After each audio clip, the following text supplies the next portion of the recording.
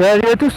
Bon alors, on se retrouve aujourd'hui pour une deuxième journée de roulage. On en est à 595 km, on va passer la barre des 600 bornes. Ça c'est une bonne nouvelle. Donc on en sera là. Après il nous restera plus que 400 km à faire. Et c'est ça qui tape, je me disais. Donc il nous restera plus que 400 km à faire et puis on sera tout bon. On sera tout bon. Bon, quoi tu veux.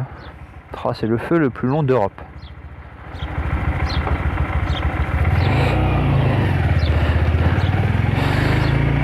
Ça va un peu mieux.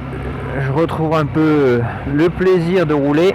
Cette selle par contre elle est vraiment inconfortable. Après j'ai roulé toute une journée quasiment hier. Forcément aujourd'hui j'ai mal un peu plus vite qu'hier quoi. J'ai le fessier qui souffre, autant vous le dire.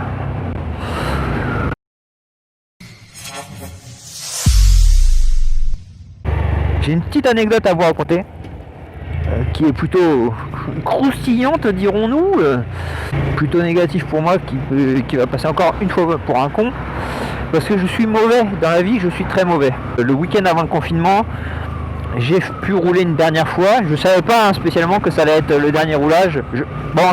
On avait entendu parler de confinement éventuel, potentiel, mais on s'en doute. Enfin moi personnellement je m'en doutais pas à ce point là, je pensais pas. Et que ça allait durer aussi longtemps en tout cas. Et donc je pars rouler, je mets ma GoPro, je prends ma GoPro, je me dis bon, allez on va se refaire une petite session d'enregistrement, cool. Je m'équipe, je mets ma GoPro et j'appuie pour démarrer la GoPro et je fais un bon enregistrement. Franchement j'ai roulé quelque chose comme 3 ou 4 heures et je vois que ma GoPro elle ne coupe pas. Ça devait pas être 4 heures, ça devait être 3 heures, mais la GoPro tient et je me dis c'est super, j'ai bien fait d'acheter une nouvelle carte mémoire qui va tenir beaucoup plus longtemps quoi.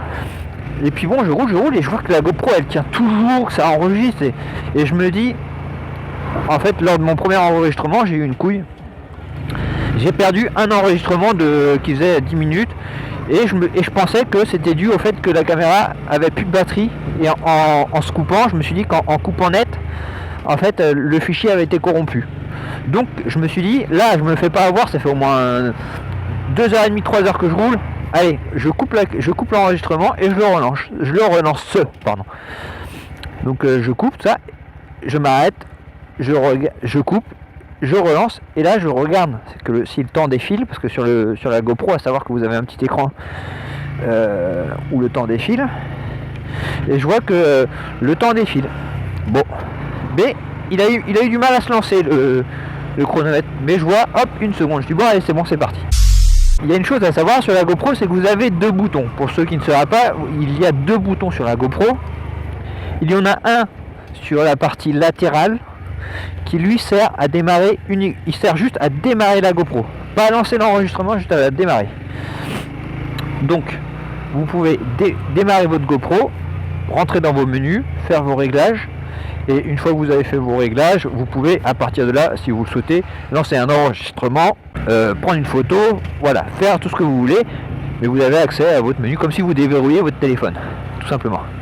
Ensuite vous avez un bouton qui se trouve sur la partie supérieure de votre GoPro qui lui sert à lancer directement un enregistrement dans le dernier mode que vous avez laissé sur votre GoPro. Voilà, vous pouvez donc enregistrer directement en appuyant sur ce bouton.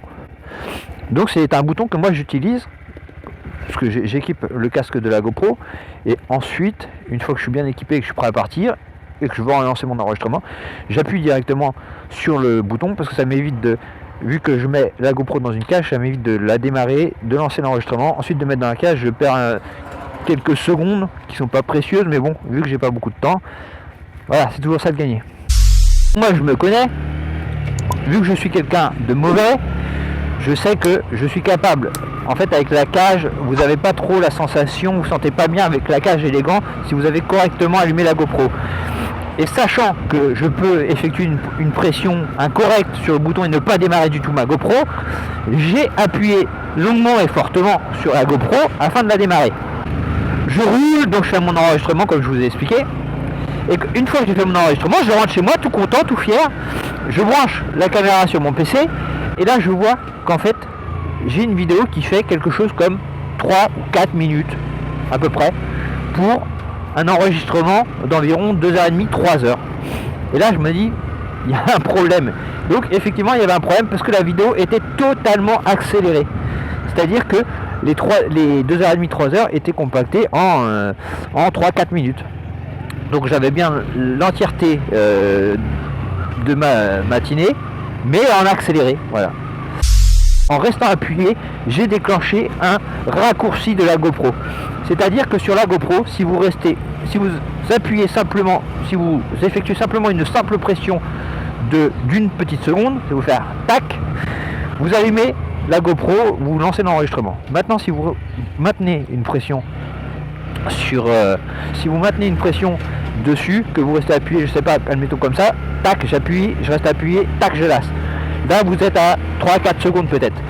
Là, vous changez de mode en fait. Vous n'êtes plus dans un simple enregistrement, vous déclenchez le mode, ce qui s'appelle time lapse.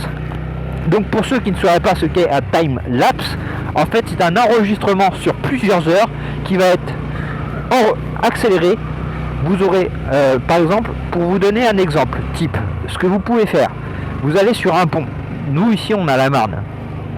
Vous allez sur un pont, admettons au-dessus de la Marne. Vous prenez votre GoPro, vous la posez face à la Marne et vous déclenchez ce mode, le time-lapse. Admettons vous arrivez à 9h. Ou alors vous arrivez même à 5h avant que le jour se lève. Et là vous laissez enregistrer pendant 2, 3, 4 heures, comme ça, sans jamais bouger la caméra.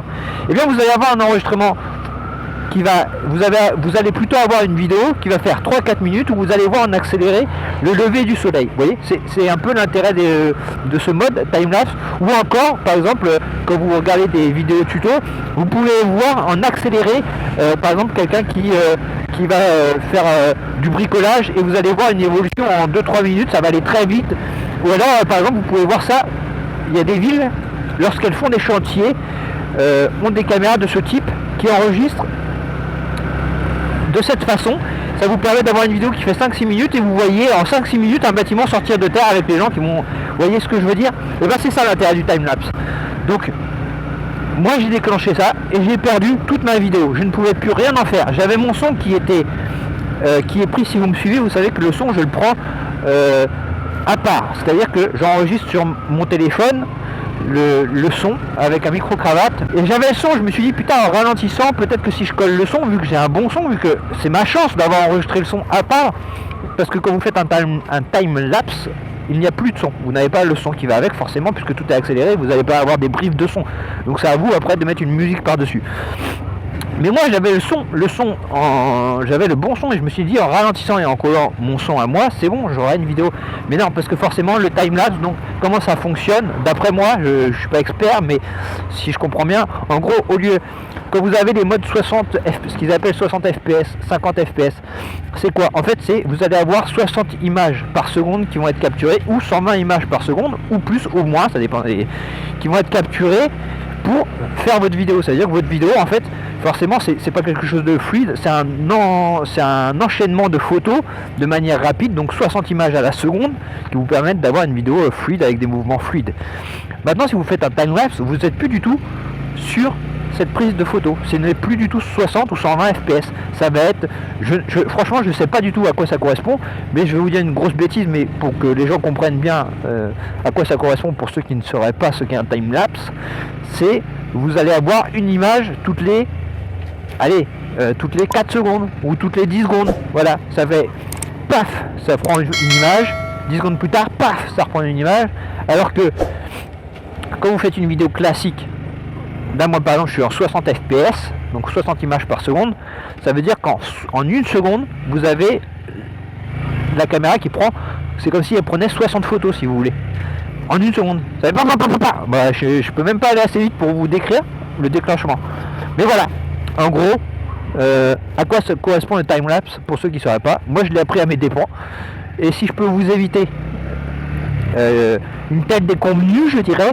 Voilà, j'espère que ça pourra servir à des gens. En tout cas, pour ce qui est de la GoPro Hero 8, vous avez ce mode là, ce raccourci là, qui peut donc vous faire foirer toute une vidéo, ce qui a été mon cas. Et je peux vous dire que je m'en suis mordu les doigts 2 fois.